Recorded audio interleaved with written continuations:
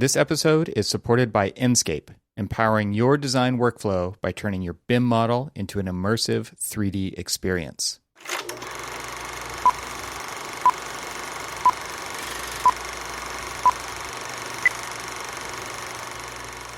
So I was cruising through Twitter the other day, and I think that's where I saw this, and there was a video snippet of Adam Savage from Mythbusters fame, and he has a new show called Tested, I think. I haven't watched it, but this clip, I did watch this clip because I have enjoyed some Mythbusters episodes in the past because of like the making aspect of it. What I love about it is like they want to go, potentially bust this myth, right? And in the process of doing so, like they just make everything by hand. And so, do I want to be a Mythbuster? Heck yeah, I want to be a Mythbuster. And because there's some, I guess there's two parts to it. Number one is like they're making this stuff with their own hands, and their team is doing all of this stuff, and you get to see that aspect of it, which is very much like what I feel like when I'm doing a project around the house. Like I do have a lot of tools. I do have to justify their existence in my possession, at least. And I do like to make stuff. It's kind of a love-hate relationship, actually. Yeah. I think there's a perspective that people have of me that I'm happiest when I'm making stuff. And there are times when it is like that. And there's other times where it's just so difficult that I wish I had hired somebody else to do it, obviously. So, but they would never do it the way that I wanted. Exactly. I was going to say, but when you're sitting there under your steel trellis pergola thing that you just created on your deck, would you have been satisfied with an Alumawood trellis or just something else, like that, like you had this vision in your mind, and through all of the pain and torture of getting to that final finished product, that pain and torture is pretty accurate. Yeah, I know. I've heard the stories, and so all of the pain and torture. Now you're sitting there in a nice California crisp morning, sipping some coffee under this trellis that you had created on this deck that you had hammered. There's some satisfaction. There is some satisfaction that. No, like even if you, so like it's interesting because if you think about this, there's a level of like satisfaction that every architect experiences when they see a napkin sketch. You're turning the keys over to that owner. Now, that's a huge process. There is satisfaction there for sure. It's this sense of satisfaction that you get from seeing your creation evolve from that initial idea to that final completion. And that's probably like the same as like you and I, how we're like, oh, you could take your car to somebody else and have them change out the radiator or do the brakes or do something like that. And to me, there's a sense of cathartic kind of connection with my vehicle that I'm like, oh yeah, yes, somebody else built this vehicle, but I'm a part of this vehicle now because, I've like changed the brakes or I've changed the radiator or I've like, rebuilt the, something. I'm going to trust myself going 80 miles an hour down the road that these brakes are going to work after I change them. It's funny you say that because, there's so many people who will say, how do you know this? And I'm not sure I know the answer to that. Like, like we do, you and I, and many people like tend to do this like pretty amazing kind of like reverse engineering, where we, we'll sit there and have this uncanny ability to like I remember the very first time I did a set of drum brakes, and for those who don't know what drum brakes are, the old-timey brakes. The old-time pushy, squeaky. Old-timey brakes. And I remember like pulling it apart and, like seeing the brake shoes and the springs and the pistons and the, and everything else. And I'm just like, what is going on? And so I like visually took like notes on like every part and piece that I took apart and how it came apart, Yeah, now it's a camera. Now it's a camera, or now it's a video, like, which would have been awesome. Some narrative. I could just imagine like how many problems you could have avoided? What if you only had that tool? If I had one, I'd probably been an international internet star for working on a Triumph TR7 by videoing and uploading to YouTube like all of the stuff to just keep that thing running. It's just like, is a TR7 your daily driver? Well, here's a way to change your brakes. Here's the channel for you, right? For all three of you. I was going to say, for the first question is why? You get rid of that and go get a real car.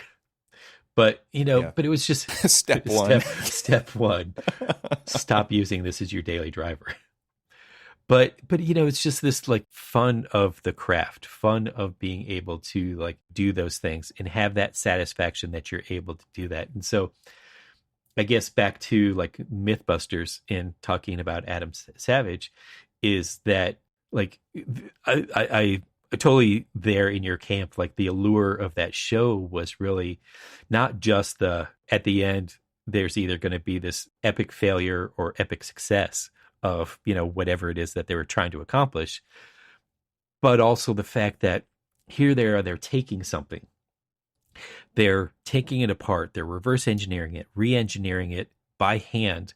Like they're building something. It's just like, hey, let's see if this toaster will really, launch something 50 feet in the air kind of thing.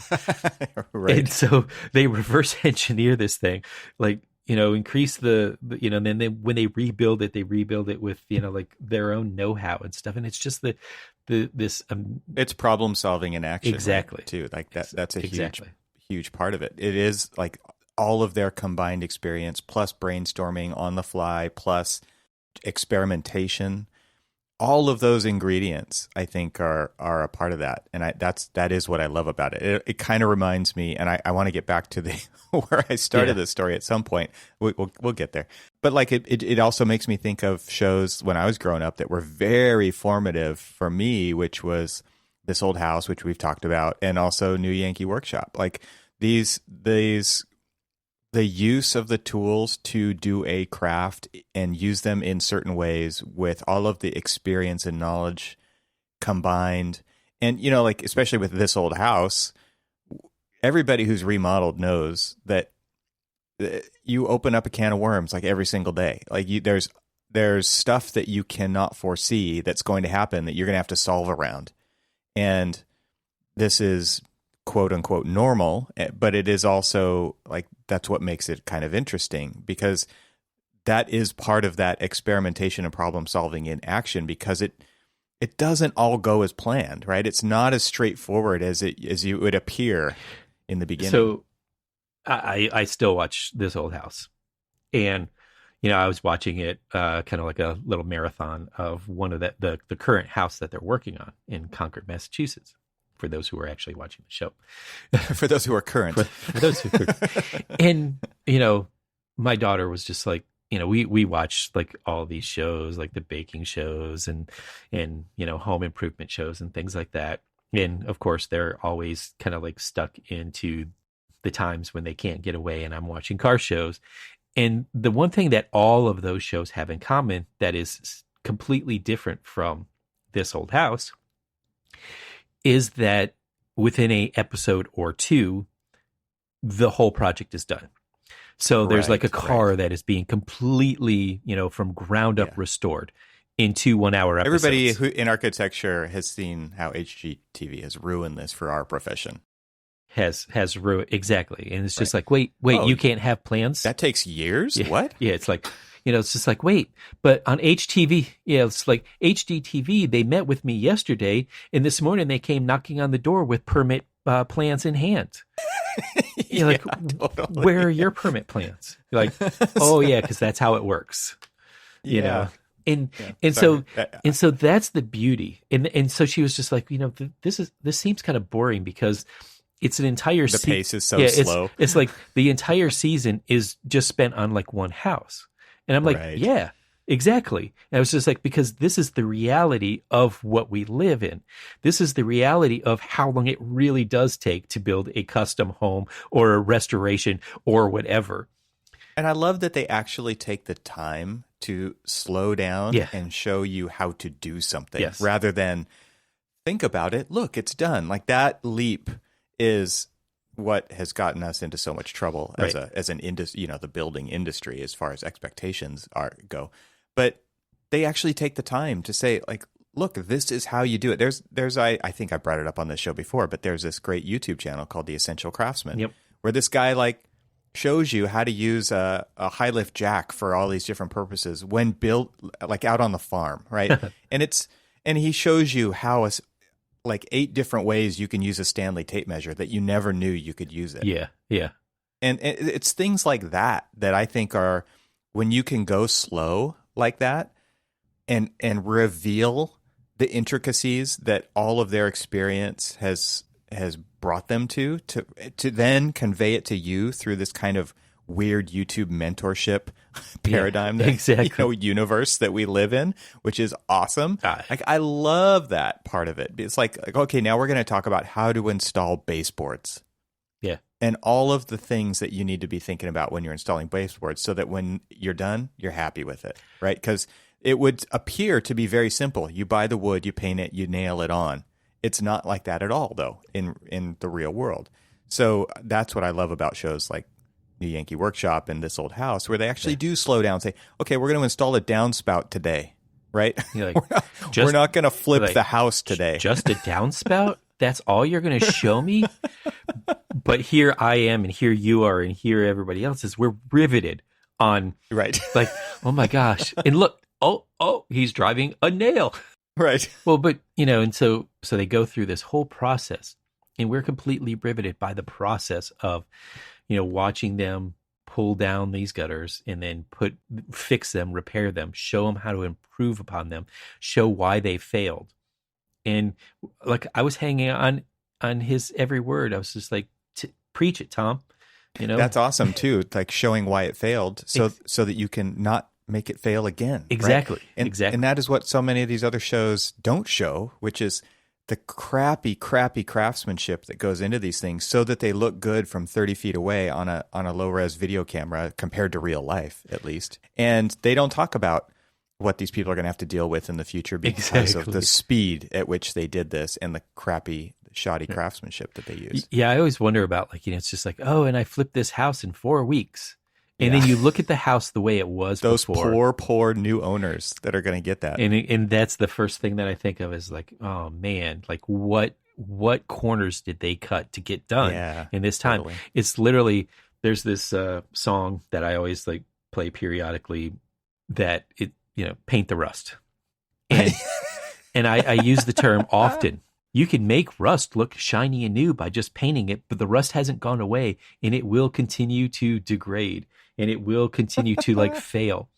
Yes. And everything, it looks pretty from the outside, but it's decaying on the inside.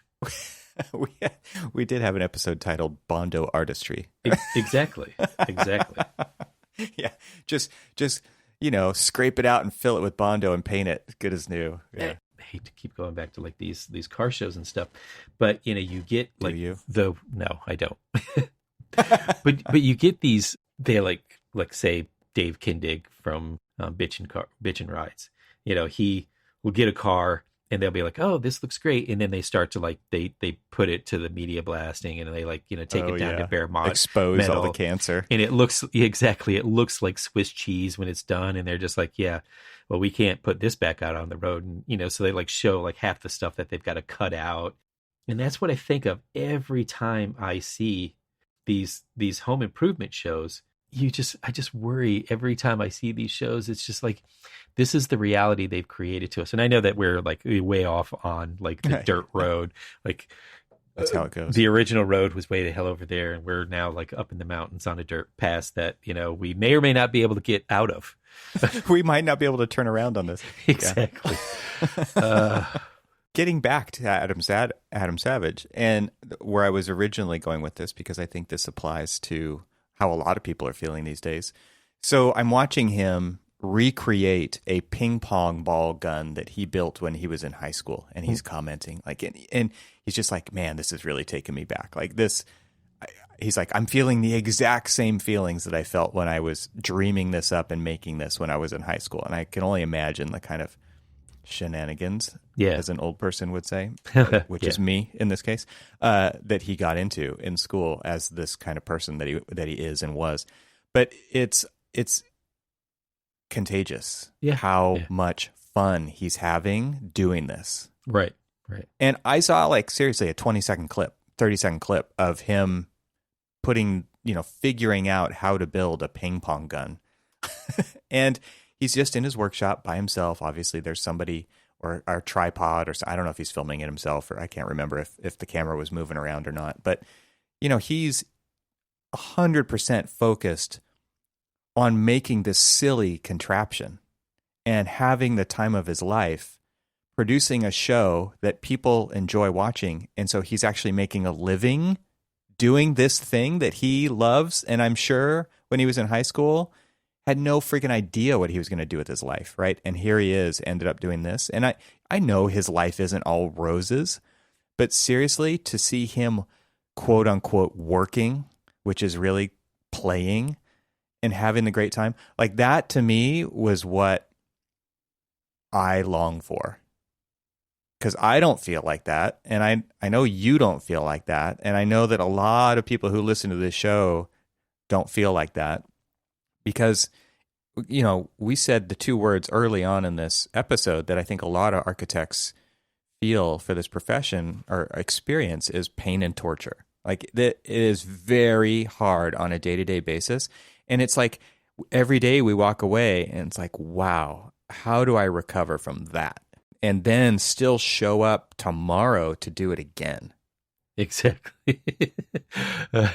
I and we laugh because how else do we cope? I don't even know. I mean, and I don't necessarily regret the term that I use for my relationship with architecture, but it's an abusive relationship. Yeah. And here again, we're laughing about that. And It's no laughing matter, actually. It is.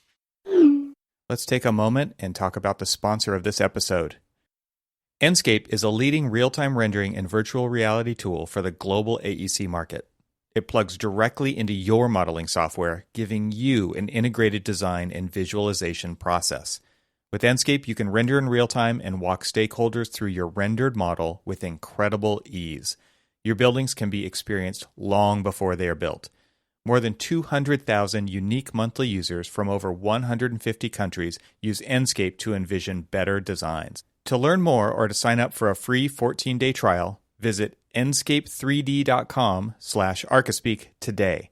That's enscape3d.com/Archispeak. So I just recently purchased, as part of my list for books that I'll be tackling this year. Future books. Future book pile. My future book pile is Adam Savage's Every Tool is a Hammer. Mm-hmm. And so Nick Offerman, they quoted Nick Offerman, which if you haven't read any of Nick Offerman's books, his are fantastic as well. But he was just like, it's an imperative how-to for creativity. And so kind of like the dust jacket description of it is that the Discovery Channel's Mythbusters host shares his golden rules for creativity, from finding inspiration to following through and successfully making your ideas a reality. And I was just like, yeah, I mean, it's books like that I have picked up this year for my future reading, my current and future reading, is really just anything that I can draw inspiration from on the act of creating, the act of doing, the inspiration behind creativity, because we are in a very creative profession. And a lot of times I worry about losing inspiration. We talk about like the hard times of, the profession and how it beats you down. And we do it. We've done this. We've gotten into this profession. Let me just try to reword this a little bit. We got into this profession because of our love of creativity and creating and taking that napkin sketch and really kind of expanding it to a living, breathing, occupiable building, something that people can enjoy, people can be a part of and experience our creativity.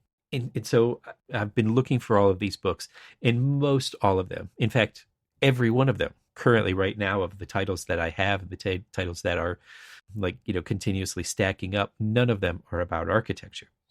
And it's not that I'm like trying to shy away from the inspiration that drew me to architecture and why I wouldn't read a book about inspiration in architecture. Is I have inspiration in architecture, and that is what does keep me coming back each day after a hard day, after a hard week of travel and going to client workshops and things like that, and getting all sorts of like mixed feelings about input on my creativity. And it's just like, we put ourselves out there, we really kind of like bare our souls of our creative nature. And sometimes they, get beaten down, and sometimes they get fully embraced. And it's those opportunities is what we come back for. And so like really looking at, so I wonder, it's just like, there are so many creative professions out there, what keeps them going? I mean, because like, is it a similar like feeling? Is it a similar nature of like successes and failures that keeps people coming back, or what drives them? And so like books like that. And then I just recently finished reading Grease Junkie by Ed China. Here's another one that, we want to talk about, like living this interesting life, that he's a mechanic and an engineer, and he holds the Guinness Book of World Records for a variety of fastest couch, fastest toilet, fastest. This is like a Red Bull, a go-kart race. Yeah. Well, but I mean, like he's like taken a couch, and he's like put it on, he's like created a bespoke frame and engine from a Mini that, and so like he's got like, it's a serious couch. Oh yeah. It's like a world record for like going like 80, 90 miles an hour on a couch and making it road legal where he could get a registration for it. And it's just like, those are the challenges. It's like, how do you take that kind of like creativity and be able to like manipulate all of like the regulations to actually like make it legal for somebody to drive a couch down the road at 80 miles an hour, and to me, I look at those as like, we've got all of these regulations that we deal with, that like influence our creativity. And so I'm always looking for inspiration of like, how do other people like approach this, like kind of very regulatory or regulation kind of like constraint controlled approach to their profession, their creativity. Like, how does it hamper them, or how does it like, how do they look at that and say, how do I flourish from that? Or how do they get around it? Or how do they get around it? How do they avoid it? The book that I read from Adrian Newey, the How to Build a Car. He's a Formula One engineer and car designer, and that literally is his job. His job is to, here are the Formula One regulations, and my job is to build a car to get around all of those. How do I get the upper hand without breaking the rules, but bending them to the point where I haven't broken them? That's the building code, right?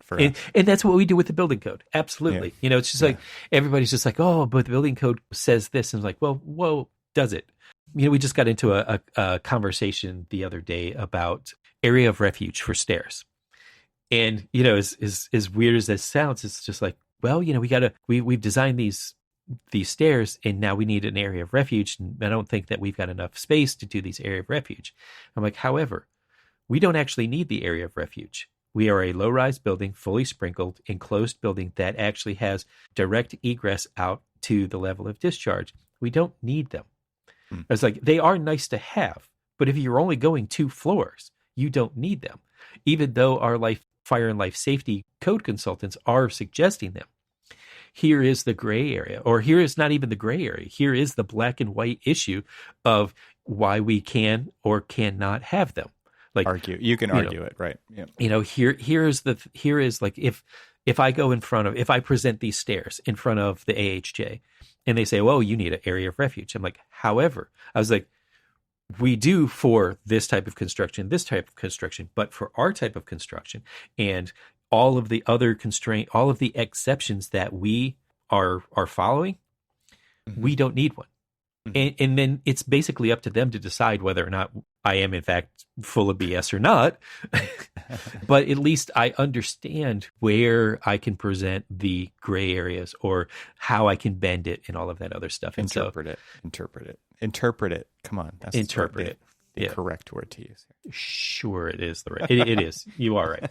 Because, it's so funny is like there was another one on this, is that this particular, there's some very interesting constraints to putting mechanical systems on the roof, specifically generators on the roof. And they were, they're talking about that the only thing in the code that it says for this particular one, and this is a code book that a lot of people who are listening aren't familiar with. So, but the Saudi building code and certain other things like civil defense, have a constraint of like this equipment needs to be accessed at grade.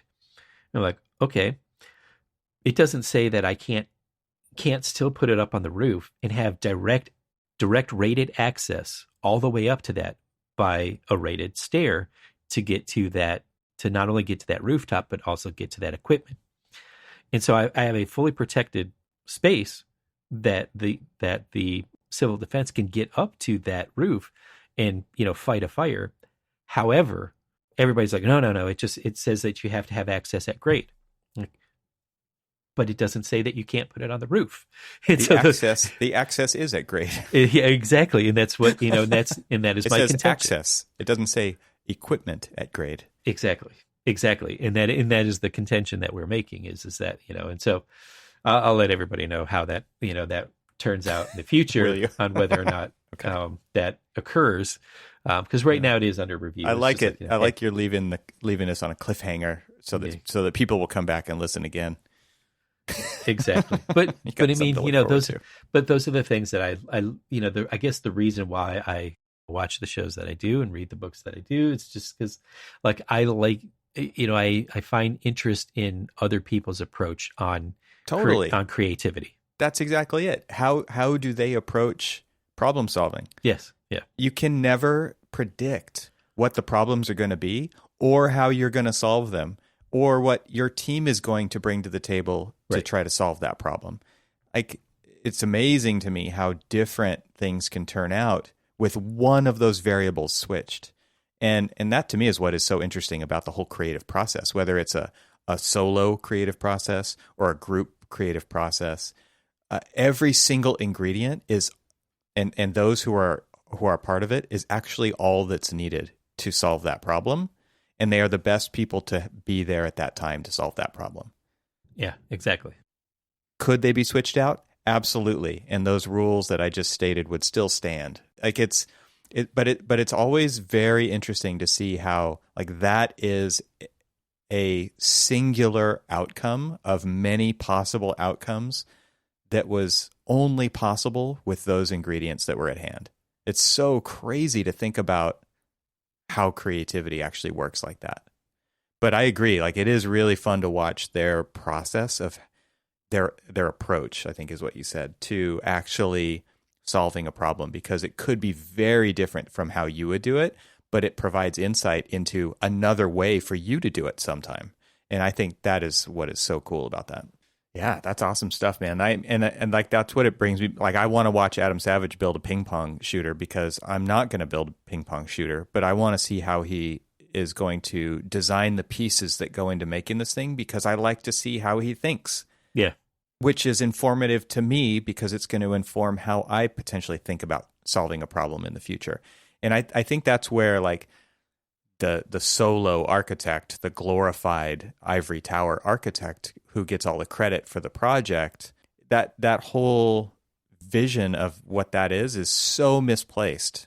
And what's interesting is, and I think we talked about this in the last episode, which was, thinking about the benefits of hindsight and how, what advice would you give to students today, knowing what you know, is that, and I think Charisse, we mentioned her particular piece contribution to this, which was, take advantage of other people's knowledge, because, and our message in this was that you can stop the solo journey now because it doesn't work like that. Right.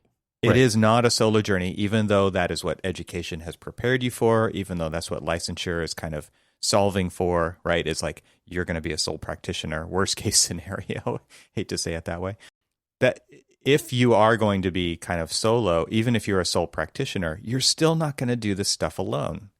And there is so much rich information that other people bring to the table. There's also bad information that everybody brings to the table, right? That we have to kind of figure out and navigate as we go along this process. But that to me was a huge takeaway from the talk that we gave to the AIAS, which is like, stop the solo journey. You're going to get farther if you actually stop thinking that you can do this all yourself and actually rely on other people who, number one, have done it before.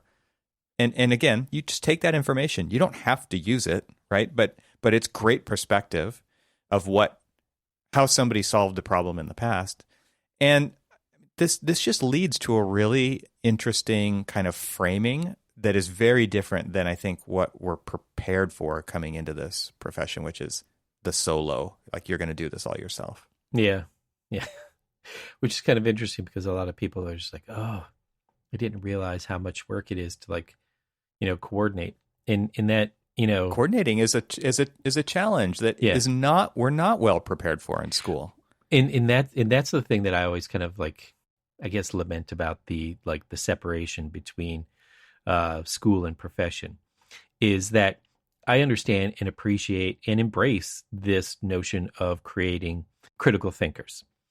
But just like having closed book tests and relying on your memory versus your ability to search and collaborate other information, it's just like we're doing ourselves a disservice by not promoting a lot more collaboration in the studio environment, in the school studio environment, because we are going to spend our entire career collaborating with other people. Me sitting down and just saying, I have a vision of what I'd like to do for a window assembly. How can, there's all these different types of curtain wall, and I can just do a nice old boring flat curtain wall that's just straight out of the box. That is what Revit, I'll click on Revit, and Revit just, does this nice little, here's this boring thing. And I just do it but I can go out and I can reach out to contractors, manufacturers, other architects and say, look, I'm trying to do something different, something a little bit more expressive in just this simple curtain. It's funny because you approach it like, I'm going to do something different, and someone has done it before. Exactly. And that's and to me that's okay. Yes. That I'm looking to do something different.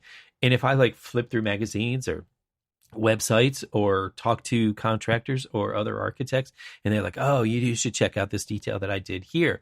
And I'm like, oh man, that's great. Maybe I want to use that detail, or maybe I want to do a theme on a variation on that theme. At least I have this conversation that I know I can continue with other people to help collaborate. It doesn't mean that I've just reinvented the wheel.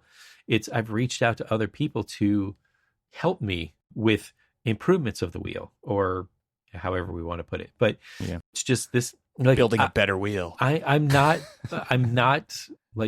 I don't go into any project on my own. Every project that we work on, even if you're a project manager or a sole practitioner or a lead designer or whatever. I mean, even down to the sole practitioner, they're going to reach out to people and say, hey, I'm looking for an architectural shingle for this one. And what do you got? Here's this idea that I have in my head for what I would like to do. And they're like, oh, well, come on down. Well, let me show you a variety of different things. And so that to me is taking them outside of that vacuum of just doing it on your own. And it's starting to look at that collaborative system of how you use all of the tools that are outside. Adam Savage's book is called Every Tool is a Hammer. Every Tool is a Hammer. And so, and that's how we should treat every approach. Is how do we use the tools that we have to create what we want? Yeah. And those tools aren't just graphic standards or the code book or details and all this other stuff. And you or just Revit. Or Revit. It's everybody and everything and every bit of knowledge that's floating out in the ether. And how do you grab that knowledge, and who do you grab it from? And because you can't know everything about everything.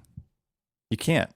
And again, I think we're kind of trained to think we can, or that we should, and we maybe should feel guilty if we can't. It's not all like that, right? I'm generalizing, but this is one of those important points, which is people bring stuff to the table that is so beneficial to you as a designer, or a team member on the design team, which is all design, to solve the problems that you could never ever possess all of that information. So stop trying, right? And that's really a great message, I think, for people to hear early in their career. And I think the younger generations are actually pretty well prepared for this, right? Because there are my favorite productivity tool in the world, which is YouTube, right? Oh, yeah. There are these resources that exist out there, and they are already used to going out and finding what they need to solve the problem.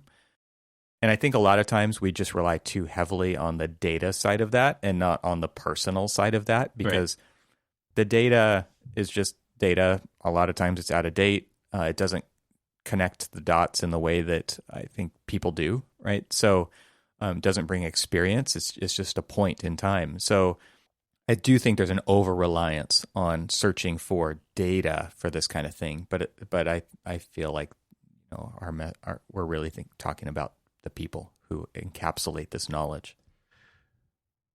One of my favorite things that you've ever said, and funny enough, it was sitting there in kind of like it was sitting there being interviewed by Charisse at the construct. And, somebody had talked about the tools and what is your favorite tool for productivity. And, I feel like they might have been fishing for something. An app. But, what's your favorite app? Yeah. Yeah. What's your favorite to-do list? You said YouTube. And do I wish I would have said it? Sure. But you went through this very elegant explanation of why YouTube is an important productivity tool or a knowledge gaining tool. Sure, you can fall down a rabbit hole and get stuck watching 3 hours of Star Wars video, like fan made Star Wars videos and stuff. Not to say that that's ever happened, but you're right. But I mean, I think about all of the things that I've learned through that, and then going back to several years ago of hey, you still haven't gotten your license, and you really should get this done. And some of my studying tools were I haven't really done math in a long time, and I'm going to have to go through all of these different things. And I watched, engineers doing basic calculation videos for young engineers. And I'm like, this is the best tool that I've ever had, because they're breaking it down to somebody who's never done this before, or it's been a long time since they've done this. It's amazing to me to see how much goodwill is encapsulated on a platform like YouTube. And I don't know why YouTube won. I guess it was just the easiest, but it is amazing to find what you can find on there. Like, you want to figure out how to take a door panel off your car, or do you want to figure out how to do calculations for bridge engineering, right? Yeah. It's there, and you can also pick who you want to learn it from. Exactly. Which is very different than the school I attended when I was a youngster. Oh, yeah. I had to take math from Mrs. Gurney. And not everybody liked Mrs. Gurney, right? Yeah. In high school. So it's interesting, because now you can pick a teacher that you like. And it doesn't have to be YouTube, obviously. It could be Udemy, it could be Coursera, it could be Masterclass, it could be all these different things. Like, I offered a class on 3D modeling, and people loved that class from me. And it's just so interesting, again, to go back to that goodwill aspect, because nobody has to do this. And a lot of people definitely don't do it. They choose not to. But imagine, if in your firm, everybody did a YouTube show on what they were good at for your firm, but then released it outside of your firm. Imagine how far our profession could go with that kind of knowledge being shared. It would be mind-blowingly incredible. And yet, people don't generally think like that. So taking this all the way back to Adam Savage, like, wow, thank him, thank you, Adam Savage, right? Thank you, Norm, on New Yankee Workshop. Yeah. It's like, thanks, Bob Vila from This Old House, like This Old House, right? It's incredible what these people accomplished because they wanted to put something out there for others to learn from. And I think that is just an incredible thing. And I wish more people did it. And obviously there's not enough time in the world to watch all these channels. But if you're helping one other person or two other people, like that's a good thing, right? And I just think that there's so much value in that. Absolutely. Brings us back to tech to where we started, but also kind of just thinking about, like, there is a lot of joy that you can find in teaching others. And I think that's part of what makes watching these things a little contagious, is when the person who's doing it is seriously enjoying themselves. And that, I think we get serious about stuff a lot. We're creating architecture. We're very serious about it. And it's hard for us, I think, to step back and kind of be able to laugh at ourselves. Right. Because we're such a serious profession, and there's so much on the line, and there's climate, and there's so many things that we need to be concerned about. But if you're not having fun doing it, like, maybe there's a way to make it fun doing it by teaching other people what you enjoy about it, and what makes you good at what you do, and how you approach problem solving. I think if you kind of make it a little more personal like that, it's a little more contagious. And I think that's the kind of stuff that we need to see in the world. It's harder to do than it is to say, for sure. So I know that the classes I've offered, I'm pretty serious about it. So I could take my own advice there. But that to me is what makes that stuff so compelling to watch. It's like, wow, they're making this thing, like, it doesn't even matter, and they're fun to watch, and that's my escape. But at the same time, it's informing where I go in the future, for sure. Yeah. So it makes it something I want to come back and watch more of. And here you thought that we wouldn't find a way to turn around on that single rutted dirt always road. Find a way. Yeah, we always find a way. Always find a way. Problem solving in action right there. Yep. All right, man. Till next time. Absolutely. Thanks to Enscape for their support of this episode. Visit enscape3d.com/Archispeak today for a free 14-day trial. Thanks for listening. This show is part of the Gable Media Podcast Network. See all the shows at gablemedia.com. That's GABLMEDIA.com. You can help support what we're doing here by leaving a 5-star review on Apple Podcasts to help get the word out, and don't forget to share it with your friends. We'd love to hear from you, so leave a comment on the website at archispeakpodcast.com, where you can find our entire catalog of shows. Talk to you soon.